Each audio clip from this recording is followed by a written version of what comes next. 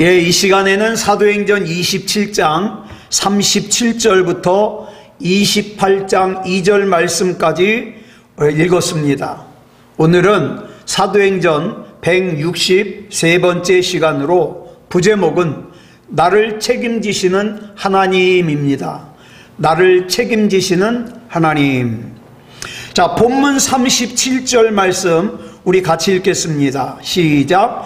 배에 있는 우리의 수는 전부 276명이더라. 이 말씀을 보면 주어가 우리입니다. 우리. 자, 잘 아시다시피 이 사도행전을 기록한 저자는 누가입니다. 의사인 누가. 이 누가는 바울이 두 번째 전도 여행을 하던 중에 드로아라는 곳에서 바울을 만나서 합류한 후에 특별한 경우를 제외하고는 계속 바울과 동행했습니다. 그리고 바울을 도왔습니다. 자, 이 누가가 사도행전을 기록하면서 때로는 자기도 그 모임 속에 그 일을 같이 경험할 때에는 주어를 우리라고 합니다. 그러니까 어떤 것을 우리가 알 수 있느냐? 이 알렉산드리아 배가 유라굴로 광풍을 만나서 고생하는 276명 가운데 누가도 있다 이 말이에요. 자, 그런데 유라굴로 광풍으로 인해서 알렉산드리아 배에 타고 있는 사람들이 구원의 여망마저 다 사라졌어요. 절망적이에요. 그 절망적인 순간에 인생 말년에 늙고 또 지병으로 병약한 바울이 그 276명 가운데 서더니 저 사람은 도대체 14일 동안 마시지도 못하고 먹지도 못한 사람이라는 게 믿어지지 않을 정도로 확신에 찬 소리로 하나님께서 구원해 주신다는 말씀을 선포했습니다. 그리고 그 후에 전개되는 일들을 이 누가가 주의 깊게 살펴봤습니다. 자, 이 바울의 확신에 찬 선포로 조금 전까지만 해도 구원의 여망이 다 사라져서 절망 속에 있던 이 사람들의 마음속에 희망의 불씨가 살아나기 시작했어요. 아직은 캄캄한 밤이에요. 물의 수심이 점점 얕아지고 있다는 것은 알지만, 예? 자, 지금 여기가 어딘지도 모르고 어떻게 해야 될지도 몰라요. 그렇지만 바울의 말에 확신을 얻은 이 선원들이 무려 유라굴로 광풍에 시달린 지 14일 만에 닻을 내렸어요. 닻을 내리고 배를 멈추었습니다. 자, 이 놀라운 광경을 처음부터 끝까지 지켜본 누가가 가장 먼저 한 일이 뭐냐? 사람들의 수를 세는 것이었어요. 여러분, 누가는 이 배의 선주도 아니고 선장도 아니고 선원도 아니에요. 그저 로마 황제에게 재판을 받으러 가는 바울과 동행하는 그냥 승객 중에 한 명이에요. 그러므로 이 누가는요, 이 배에 몇 명이 타고 있는지 또 몇 명이 사고를 당했는지 그건 알 필요가 없어요. 그런데 사람들이 참 생명을 취하기 위해서, 지난주에 말씀드린 바대로 참 생명을 취하기 위해서 빵을 먹자 누가는 이 사람들의 인원수가 궁금해졌어요. 그래서 인원수를 세봤더니 자기까지 276명이라는 거예요. 자, 이 276명이라는 인원수를 확인한 누가가 감격해하는 것 같지 않습니까? 자, 우리가 여기서 조금 더 깊이 들어가 볼게요. 만약에 누가가 인원수에만 관심이 있었더라면 276명 할 때 그 명에다가 사람을 뜻하는 헬라어 안드로포스나 또는 남자를 뜻하는 아네르를 썼을 거예요. 그런데 여기서 누가가 명에다가 사용한 헬라어는 그런 단어가 아니라 영혼을 뜻하는 푸시케를 썼습니다. 그러니까 이 지금 누가의 관심은 유라굴로라고 하는 광풍에서 몇 사람의 육체가 살아났느냐, 그것이 아니에요. 뭡니까? 지금 이 배에서 참 생명을 취하여 거듭난 사람이 몇 명이냐, 이걸 센 거예요. 자, 루기아의 무라에서 알렉산드리아 배를 탈 때에는 우리의 죄값을 대신 치러주시기 위해서 십자가의 제물로 죽으셨다가 3일 만에 부활하신 예수님을 구주로 영접한 사람은 바울과 누가와 그 다음에 본문 2절에서 언급된 이 사람, 데살로니가 사람 아리스다고, 이 세 사람밖에 없었어요. 나머지 273명은 전부 뭐예요? 육체를 위해서 먹고 사는 사람들이에요. 그런데 14일 동안 유라굴로 광풍을 같이 겪으면서 배 타고 있는 276명 모두가 어떻게 해요? 빵을 먹으면서, 이 빵을 내 육체를 위해서 먹는 게 아니라 참 생명을 위해서 먹는, 참 생명을 취하기 위해서 이 빵을 먹는 푸시케가 됐어요. 즉 거듭났다 이 말이에요. 거듭났다. 그래서 누구가는 이 영적인 놀라운 사건을 사도행전에 정확하게 기록하기 위해서 사람들의 수를 센 거예요. 이거는 그 죽음의 광풍에서 이 놀라운 영적인 변화를 이끌어낸 바울을 칭송하기 위해서가 아니에요. 의사인 누가는요, 지금 바울의 상태가 얼마나 늙었는지, 얼마나 병약한지 누구보다도 잘 알아요. 주치의잖아요. 그렇기 때문에 이 바울이 바울일 수 있는 것은 로마 황제의 법정에 주님의 종인 휘페레테스와 주님의 증인인 마르티스로 세우고자 하시는 하나님이 아니면 바울이 이렇게 하는 게 불가능하다는 걸 누구보다도 누가는 잘 알고 있어요. 그래서 바울은 지금 사도행전에 뭘 기록하는 거예요? 그 바울을 사용하시는 하나님의 능력을 기록하고 있는 거예요. 여기 외에도 누가는 사도행전 곳곳에 사람들의 수를 세서 거기다 적었어요. 예를 들어 볼까요? 3차례의 전도 여행을 마무리하고 바울이 예루살렘에 방문했을 때 예루살렘에 있는 유대인들이 바울을 거짓 모함하고 고발하는 바람에 바울이 어떻게 했어요? 맞아 죽을 뻔했어요. 그래서 천부장이 바울을 구해가지고 안토니아 요새에다가 가둬놨습니다. 그런데 이 당시에 바울을 죽이기 전에는 먹지도 않고 마시지도 않겠다고 맹세한 유대인이 40여 명이 있었다 그래요. 이 숫자도 기록하고 있어요. 또 예루살렘에서 루시아 천부장이 자기는 로마 시민을 재판할 권한이 없어요. 그래서 로마 시민을 재판할 수 있는 권한을 가진 사람이 어디에 있느냐? 가이사랴에 있는 총독에게 있어요.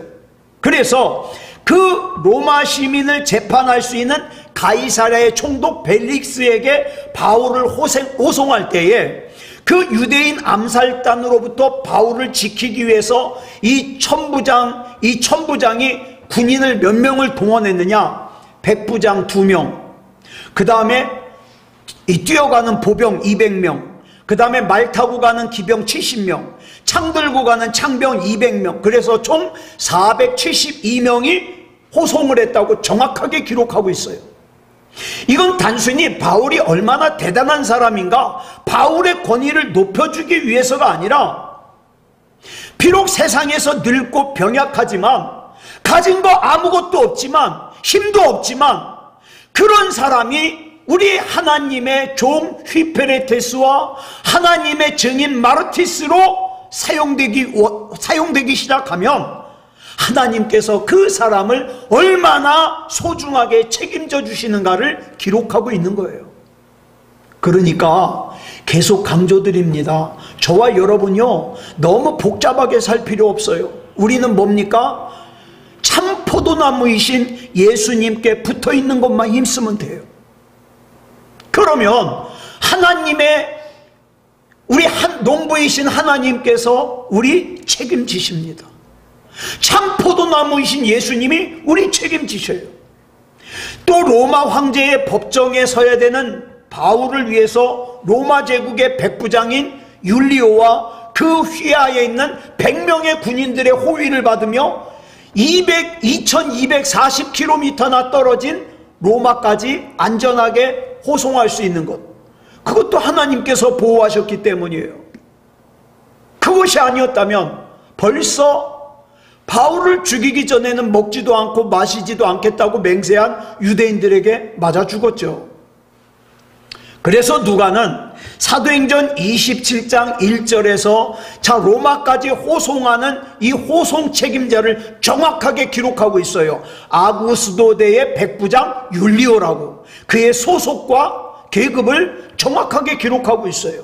이건 역시 하나님의 종과 증인으로서 자기의 마지막 생애를 로마에 던지려고 하는 바울을 하나님께서 얼마나 완벽하게 지켜주시는가. 사랑하는 여러분, 저와 여러분이 저와 여러분 자신 지키려고 하지 말아요. 저와 여러분 자신이 우리 가정 지키려고 하지 말아요. 우리는 뭐만 하면 돼요?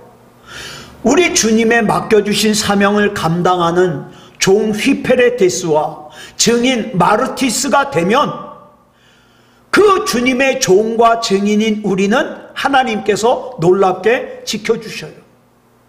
그 외에 누가는 사도행전 2장 41절에서 오순절에 성령을 받은 베드로의 설교를 듣고 하루 만에 예수님을 구주로 영접하고 세례받고 구원받은 사람의 수가 3,000명이나 더했다고 기록하고 있어요. 정확한 숫자를 기록한 거죠. 이것도요, 베드로를 칭찬하기 위해서가 아니에요. 뭡니까? 베드로가 어떤 사람이에요? 한 번도 정규 교육을 받아본 적이 없는 무식한 어부예요. 그런 베드로의 능력으로는 절대로 이런 일이 일어날 수 없는데 그 베드로가 성령을 받고 하나님의 종과 종인 휘페레테스와 증인인 마르티스가 되니까 이렇게 놀랍게 역사하시더라. 사랑하는 여러분, 저와 여러분은 절대로 내 자신이 나를 높이려고 하지 말고 나는 그저 참 포도나무이신 주님께 꼭 붙어 있으면 주님께서 저와 여러분 높여주십니다. 자, 본문 38절 보겠습니다. 시작. 배부르게 먹고 밀을 바다에 버려 배를 가볍게 하였더니. 사람들은 이제 날이 밝으면 무트로 상륙하기 위해서 일단 든든하게 먹었어요. 빵을 먹은 다음에 속이 좀 풀어지니까 든든하게 음식을 먹었습니다. 그리고 나머지 비상식량을 다 바다에 버렸어요. 왜? 조금이라도 배를 가볍게 하려고. 자, 본문 39절 보겠습니다. 시작. 날이 새매 어느 땅인지 알지 못하나 경사진 해안으로 된 항만이 눈에 띄거늘 배를 거기에 들여다 댈 수 있는가 의논한 후. 자, 날이 밝으면서 분명히 섬이 있긴 있어요. 근데 어떤 섬인지 몰라요. 그런데 여기 보니까 경사진 해안으로 된 항만이라 그랬어요. 경사진 해안으로 된 항만. 여기서 항만이라고 번역된 헬라어가 콜포스인데 이거는 사람들이 인위적으로 만든 배를 대는 곳이 아니라 그냥 자연으로 만들어진 곳이에요. 자연으로 만들어진 곳. 자, 지금 알렉산드리아 배는요, 사람을 276명이나 싣고 그 다음에 화물을 많이 실었던 큰 배예요. 여러분, 큰 배를 한번 머릿속에 그려보세요. 자, 이렇게 큰 배는 아무 해변이나 함부로 댈 수 없어요. 작은 배는 이렇게 노저어 가서 댈 수 있지만 큰 배는요 함부로 댈 수가 없잖아요. 그래서 사람들이 의논한 거예요. 저 자연적으로 생긴 저 항만에 우리 배가 될 수 있을까? 의논했다는 거예요. 자, 본문 40절로 41절 보겠습니다. 시작. 닻을 끊어 바다에 버리는 동시에 키를 풀어 늦추고 돛을 달고 바람에 맞추어 해안을 향하여 들어가다가 두 물이 합하여 흐르는 곳을 만나 배를 걸매 이물은 부딪혀 움직일 수 없이 붙고 고물은 큰 물결에 깨어져 가니. 자, 여기 보세요. 이제 지금 배를 갖다가 조금이라도 무트로 가까이 가는 과정을 설명하고 있는데 여기 이물이라고 나오죠. 이물은요 배 앞부분을 말해요. 예. 고물은요, 배 뒷부분을 말해요. 자, 배 뒤에다가 우리 지난 시간에 자, 배를 멈추게 하는 닷을 4개를 내렸다 그랬죠. 이제 그걸 끄는 거예요. 왜? 무수로 가려면 그걸 끊어야 되니까. 그걸 끊고 이제 점차로 어떻게 해요? 쫙 돛을 조절하고 바람을 이용해가지고 점점 무수로 가는데, 아이고, 배 앞부분이요, 모래톱에 걸려버린 거예요. 그 위험한 모래톱에. 그래서 앞으로 가질 못해요. 뒤는 계속해서 지금도 몰아치고 있는 풍랑으로 배가 막 지금 부서지고 있어요. 자, 이걸 뭐라 그래요? 바람 앞에 등불?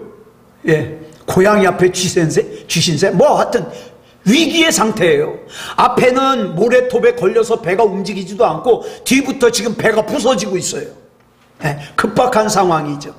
자, 본문 42절 보겠습니다. 시작. 군인들은 죄수가 헤엄쳐서 도망할까 하여 그들을 죽이는 것이 좋다 하였으나, 자, 이런 급박한 상황에 군인들이 먼저 생각한 건 뭐예요? 이제 어수선해지니까 죄수들이 도망갈 것 같은 거예요. 그래가지고 백부장 율리오에게 이 죄수들이 도망치기 전에 우리 미리 다 죽이죠, 이렇게 얘기를 해요. 왜 이런 얘기를 하냐? 로마법, 여러분, 우리가 그 빌립보 감옥에 갇혔을 때 한번 생각해 보세요. 바울이 이제 옥문이 지진으로 열리고 나니까 바울이 도망간 줄 알고 간수가 어떻게 했어요? 칼로 자기를 찔르려고 그랬어요. 그런데 바울이 우리 다 여기 있으니까 몸을 해하지 말라고 그래가지고 살았잖아요. 왜 그러냐? 로마 제국의 법 자체가 사형수를 놓치잖아요. 그러면 사형수를 놓친 경비병이나 또는 호송병이요, 다 죽어요. 사형을 당해요. 그러니까 자, 우리가 이 죄인들이 어수선한 팀에 도망을 치면 우리 죽는다. 그러니까 차라리 다 죽이고 그냥 목이라도 갖고 가서 우리가 다 죽였다, 도망 못 갔다, 그렇게 하자는 거예요. 자, 그런데 사도행전 27장 1절을 보니까 다른 죄수 몇 사람 그랬잖아요. 다른 죄수 몇 사람. 지금 바울은 재판을 받으러 가는 미결수지만 이 다른 죄수 몇 사람은요, 지금 죄수라고 단정하고 있는 것으로 봐서 사형수들이에요. 이들은 로마로 끌려가가지고 운명이 어떻게 되느냐, 그 원형 경기장에서 맹수의 밥으로 던져질 사람들이에요. 그러니까 이 사람들을 놓치면 그 로마군 100명이 다 사형을 당해요. 그래가지고 군인들이 자기네들이 살기 위해서 이 죄수들을 다 죽여야 되겠다는 거예요. 왜? 위험부담을 갖다가 없앨 수 있는 가장 쉬운 방법은 죄수를 죽이는 거거든요. 근데 백부장 율리오가 가만히 생각해 보니까 그렇게 죄수를 죽이다 보면 바울도 죽여야 돼요. 근데 바울은 죽일 수가 없거든요. 그래서 율리오가 그 방법은 안 된다. 그러면서 뭐라 그래요? 만약에 이 죄수들 중에서 하나라도 도망치는 죄수가 나오면 내가 책임질게. 자기가 책임지겠다는 거예요. 만약에 이 상황에서 율리오 백부장마저 자기 자신만을 생각했다면 부담스러운 거 그냥 싹 죽이고 상륙하면 되거든요. 그러면 위험 부담이 없거든요. 그랬다면 바울은 죽었을 거예요. 그 죄수들도 죽었을 거예요. 자, 본문 43절 보겠습니다. 시작. 백부장이 바울을 구원하려 하여 그들의 뜻을 막고 헤엄칠 줄 아는 사람들을 명하여 물에 뛰어내려 먼저 육지에 나아가게 하고, 한 명이라도 도망치는 죄수가 나오면 자기가 책임지겠다는 백부장 율리오의 결단으로 배 타고 있던 276명 중에 한 사람도 죽지 않고 무태 도착할 수 있었어요. 먼저 헤엄칠 줄 아는 사람들은 헤엄치고 먼저 건너요. 헤엄을 칠 줄 모르는 사람들은 물에 뜨는 물건들을 갖다가 바다에다 버린 다음에 어떻게 해요? 그거 뛰어내려서 그거 붙들고 무트로 갔습니다. 자, 여러분, 여기서 우리가 알아야 될 것이 있어요. 사람이 그래요.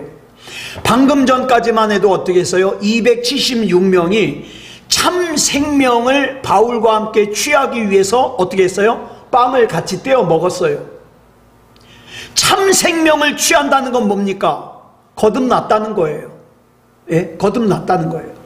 그래서 누가가 그들의 숫자를 세면서 거듭난 영혼이라 그래서 푸시케를 사용했잖아요. 그런데 그로부터 얼마 지나지도 않았어요. 그랬는데 급박한 상황을 만나니까 자기 먼저 살겠다고 어떻게 해요? 참 생명을 같이 취하였던 바울을 포함한 죄수들을 죽이겠다는 거예요. 이게 사람이더라는 거예요. 내가 살기 위해서는 다른 사람을 죽이겠다는 거죠.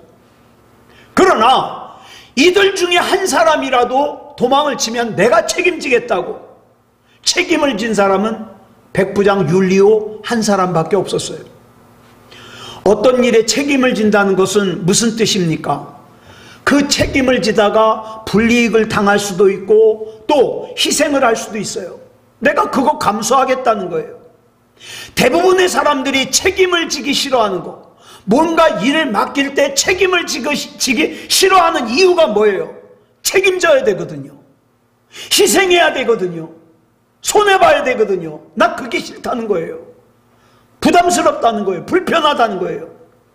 그러나 하나님의 뜻은, 하나님께서 맡기시는 사명은 희생과 불이익을 두려워하는 사람을 통해 이루어지지 않아요. 하나님께서 내게 맡겨주신 이 사명을 위해서라면 내가 희생도 불이익도 감수하겠습니다. 그런 사람을 통해서 이루어져요. 그런데 오늘날 교회 안에서 부담 없이 다니는 사람들 얼마나 많아요. 부담스러운 일에서는 다 발을 빼죠. 책임지기 싫은 거예요. 예? 부담이 싫은 거예요. 그러나 하나님은 책임지는 사람을 사용하신다. 예수님의 제자 안드레 보세요. 수많은 사람들이 예수님의 말씀을 들으려고 모여들었어요. 근데 예수님이 그들에게 먹을 걸 주래요.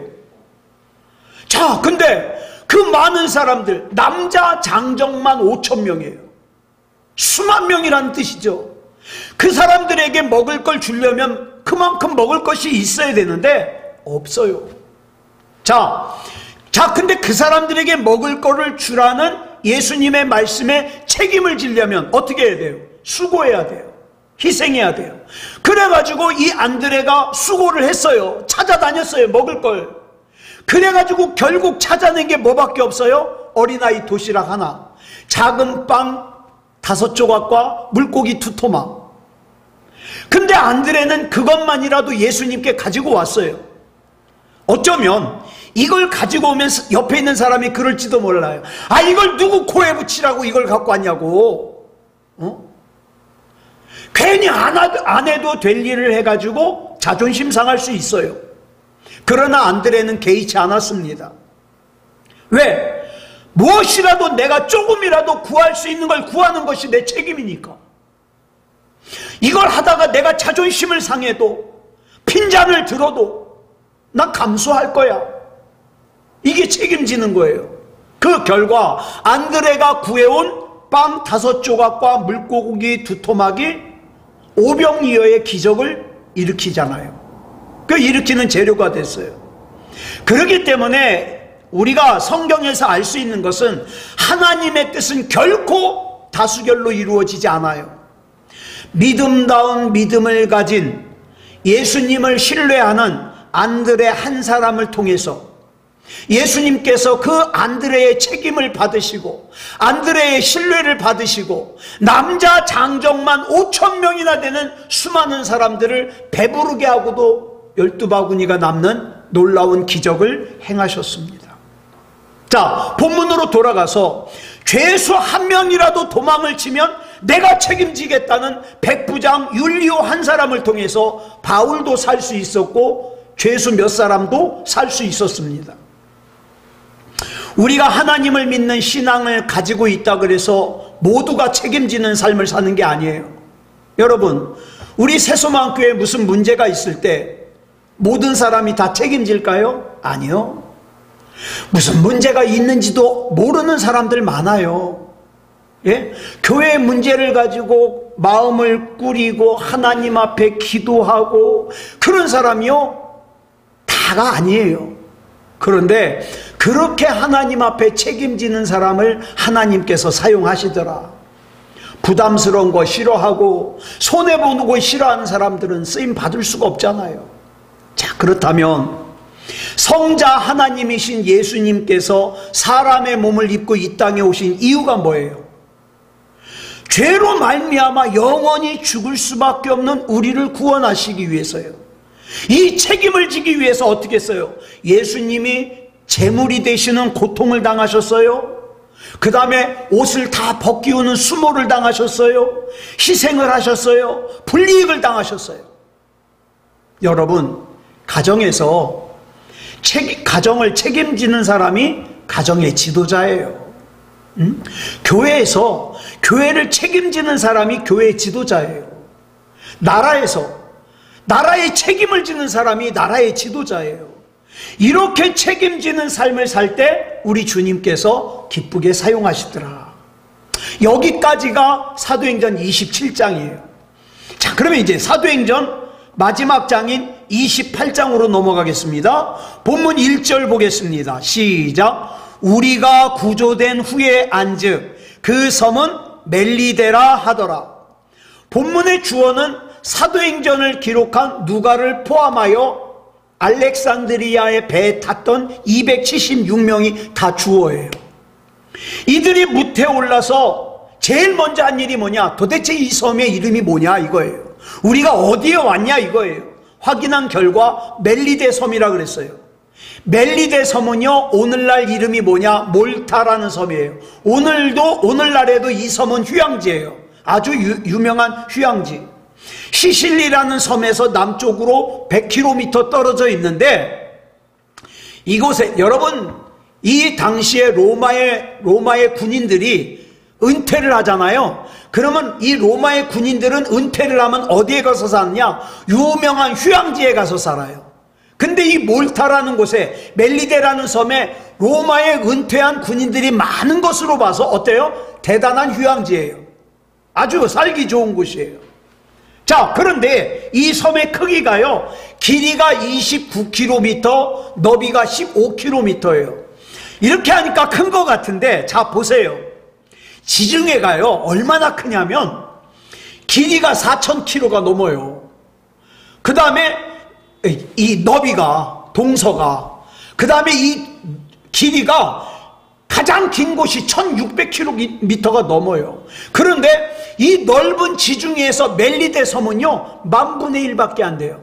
이렇게 하니까 잘 모르겠죠. 제가 이걸 갖다가 찾아보니까 가로 10m, 세로 10m가 되는 큰 판때기에다가 3.8mm짜리 3mm 조금 넘는 점 하나 이렇게 찍어 놓잖아요. 그게 멜리데 섬이에요. 자, 그 넓은 지중해에서 멜리데 섬에 도착할 수 있는 확률은 계산할 수가 없죠. 그런데 하나님의 종과 증인으로 세움받은 바울이 그 배에 타고 있기 때문에 하나님께서 한치의 오차도 없이 섭리하셨던 거예요. 예. 그동안 우리 하나님께서는 저와 여러분에게 앞에도 수많은 멜리데 섬을 예비해 주셨어요. 그게 저와 여러분의 감사의 시작은 뭐냐? 이미 내가 경험했던 멜리데 섬을 기억하고 감사하는 거예요. 하나님, 나의 삶에 이렇게 역사해 주시고 예비해 주셨던 하나님 감사합니다. 지금의 나도 맡겨드립니다. 앞으로의 삶도 책임져 주시옵소서. 기도하는 거죠. 예. 여러분, 이 알렉산드리아 배에 탔던 276명은 자기네들이 도착한 섬이 자기네들도 잘 알고 있는 멜리데 섬이라는 사실에 안도의 한숨을 내셨어요. 다행이다. 나 이 섬 잘 알아. 예? 안도했죠. 자, 본문 2절 보겠습니다. 시작. 비가 오고 날이 참해 원주민들이 우리에게 특별한 동정을 하여 불을 피워 우리를 다 영접하더라. 여기 보면 원주민들이 특별한 동정을 했다는 내용이 나와요. 자, 멜리데 섬에 상륙한 사람은 276명이에요. 그런데 이제 여기서 주어는요, 276명 다가 아니에요. 이 276명 중에 원주민들에게 특별한 동정을 받은 우리는 누구냐? 사도행전을 기록한 누가와 바울과 아리스다고 세 사람이에요. 이걸 잘 알아야 돼요. 여기서 우리말 동정으로 번역한 헬라어 명사가 휠란드로피아인데 이거는 박애심, 친절 이런 뜻이에요. 어느 섬이든지 섬에서 살다 보면 타고 가던 배가 파손돼 가지고 조난당하는 사람들을 만나게 된대요. 자, 멜리데 섬 사람들 역시 지금까지 살아오면서 적지 않게 많은 사람들을 만났겠죠. 조난당한 사람들을. 자, 그런데 이번에 조난당한 276명에게는 이례적으로 특별한 동정을 베풀었다고 누가가 기록하고 있어요. 자, 이 특별한 동정을 어떻게 베풀었길래 이 누가가 성경에 이렇게 기록했는가? 본문 11절을 보면 바울 일행이 이 멜리데 섬에서 3달을 지냅니다. 그리고 이제 겨울이 지나고 다시 로마로 출발을 하게 돼요. 자, 그러면 3달 동안 276명이 이 섬에서 먹고 자고 해야 돼요. 자, 그러니까 숙식을 해야 되잖아요. 3달 동안. 엄청난 거예요. 그죠? 276명이. 자, 그런데 이 기간 동안에 로마 군인들, 자, 율리오 백부장과 로마 군인 100명은 로마 제국이 그 돈 부담해요. 그러니까 문제가 없어요. 또 선주, 선장, 선원들은 선주가 부담할 거예요. 문제 없어요. 또 나머지 승객들도 다 자기 돈 가지고 내고 있으면 돼요. 문제는 누구예요? 3사람이에요. 이 3사람은 돈이 없어요. 그래서 멜리데 섬의 주민은 바울 일행을 특별한 동정의 대상으로 간주하고 3달 동안 먹을 숙식을 책임졌다는 거예요. 자, 그런데 여기 중요한 게 있어요. 자, 이 멜리데 섬의 주민들이 한꺼번에 몰려든 276명의 조난자들 중에서 특별히 바울 일행에게만 특별한 동정을 베푼 이유가 뭘까요? 이때 시기가 가을을 지나 겨울의 문턱에 넘어섰을 때예요. 자, 그런데 본문 2절에 처음에 보니까 뭐라 그러냐면 비가 오고 날이 참해 그랬어요. 비가 오고 날이 참해. 이런 상황에서 그 배에서 섬까지 헤엄쳐 오느라고 그렇잖아도 늙고 병들고 병약한 이 노년의 말년의 바울이 얼마나 그 물에 빠진 생쥐꼴로 초라했을까요? 그리고 이제 추운 거예요. 바들바들 떨었겠죠. 아니, 사람들이 보니까 바울이 금방이라도 죽을 것 같아요. 불쌍한 모습이에요. 자, 근데 보세요. 바울이 이런 어려움을 겪어야 될 정도로 큰 죄를 지었습니까? 안 졌어요. 바울은 그저 사명을 감당하는 것 뿐이에요. 근데 왜 바울이 이런 어려움을 겪어야 되느냐? 이것 때문에 바울이 하나님을 원망하거나 불평했을까요? 그러지 않았어요. 또 헤엄쳐 오느라고 막 춥고 배고픈데 바울이 괜찮은 척하고 연기했을까요? 아니요. 바울은 추우면 추워했어요. 몸이 떨리면 떨었어요. 겨울비를 맞았기 때문에 얼마나 추워요. 바들바들 떨죠. 그런데 하나님께서는 이런 상황을 통하여 멜리데 섬 사람들로 하여금 바울 일행의 숙식을 3달 동안 책임지는 특별한 동정을 받게 했어요. 우리가 여기서 알아야 될 것이 뭐냐? 지금 내 인생 가운데 겨울 소낙비와 추위가 몰려오는 사람이 있을지도 몰라요. 너무 답답하죠. 너무 힘들죠. 그런 상황 속에서 하나님께서 지금도 나를 위해서 다음을 계획하시고 일하심을 믿으시기 바랍니다. 그러면서 내가 이 과정을 겪으면서 추워 죽겠는데 안 추운 척 할 필요 없어요. 힘든데 안 힘든 척 할 필요 없어요. 네? 겨울비 맞아서 추워요. 그럼 추워해요. 몸이 떨려요. 떨어요. 울고 싶으면 하나님 앞에서 엉엉 울어요. 안 그런 척 할 필요 없어요. 중요한 것은 우리가 믿는 하나님은 우리를 그 상태 그대로 두시는 하나님이 아니다. 아니다. 하나님께서 지금도 우리를 위하여 일하고 계심을 믿으시기 바랍니다. 중요한 것은 내가 나를 위해서 일하고 계시는 하나님의 인도하심과 보호하심을 받을 수 있는 자격이 되느냐 이 말이에요. 내가 예수님께 꼭 붙어 있느냐? 내가 지금 믿음다운 믿음으로 서 있느냐? 하나님께서 나를 위해서 지금도 일하고 계심을 신뢰하느냐? 이게 중요한 거예요. 이 밤에 우리 하나님을 믿고 우리 하나님을 신뢰하고 그렇게 기도하시는 저와 여러분이기를 그리스도 예수님의 이름으로 축복합니다. 기도하겠습니다. 사랑의 아버지 하나님 감사합니다.